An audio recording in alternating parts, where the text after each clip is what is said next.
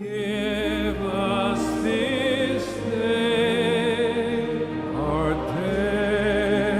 daily bread, and forgive us our debts as we forgive our debtors. This is Robert Knightley, and this is my story, Schooldays.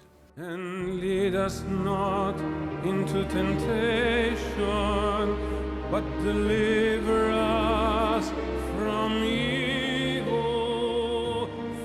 I ran away from home for the first time at age 12. I told Nan and Aunt May that I had discovered a vocation. If you went to a Catholic school, you know what that means. You are choosing to enter a religious order of some group. In those days, their number approached infinity.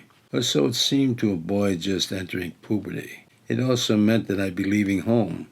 Abandoning them is how it looked to Nan and Aunt May. I knew that as surely as I knew I had to get away, even if I couldn't say it or know why I felt that way. Instead, I said that God had told me to join the Franciscans. That kind of declaration forestalls any inquisition, any but the most muted expressions of alarm in an Irish Catholic family. Lukewarm in the practice as its adult members might be, something I instinctively knew. The Franciscan Order of Teaching Brothers taught all the boys' classes at St. Anthony of Padua Grammar School after our fourth year, so it never occurred to me to sign up with anyone else.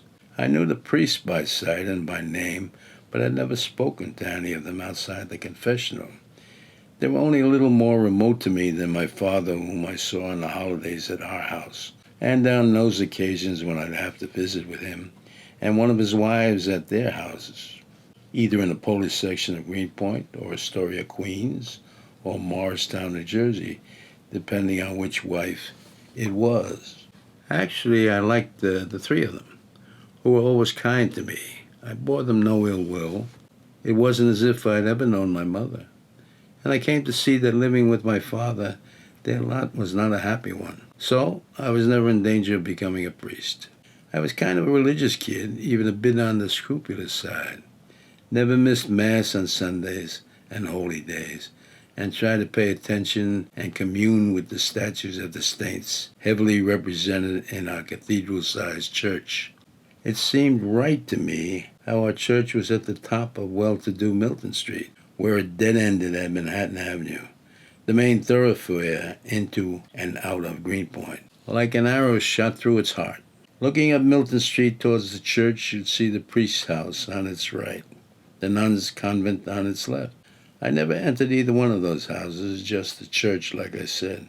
But as I said, I was a scrupulous kid back then, mainly when it came to examining my conscience before going to confession, the weekly Friday afternoon ordeal. It wasn't the lying to my aunt that I hesitated to tell Father O'Connor, and it always seemed to be that giant red-faced Irishman in the box, or the disrespectful lip that I might have given her on occasion. Actually, it was more in the realm of thought than deed, but it was the impure thoughts that got me. I knew I had them all right, and plenty of them, but I could never figure out if I had crossed over that line between being tempted or entertaining them.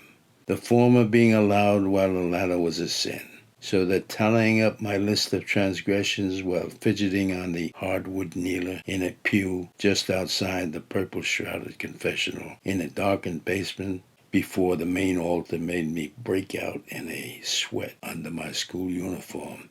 As chance would have it, I locked eyes on the Station of the Cross, affixed to the wall next to the confessional, depicting Jesus sweating blood as he prays in the Garden of Gethsemane, while his enemies are nearby waiting to pounce. When it was finally my turn, I'd enter the box, kneel down facing Father O'Connor hiding behind the screen, and disgorge everything in my head, as if I'd just eaten a bad clam, just to be on the safe side. Once driven by fear of eternal damnation, I dared to ask Father O'Connor if I was doing it wrong, and that's why I was having such trouble. It was he who told me in his thick Galway accent that I had this scrupulosity, and it was a good job I was doing. When I'd finish and be excused, I'd leave the box and go to the altar rail to say my penance. 12 Hail Marys and 6 Our Fathers, with a spring in my step and feeling lightheaded.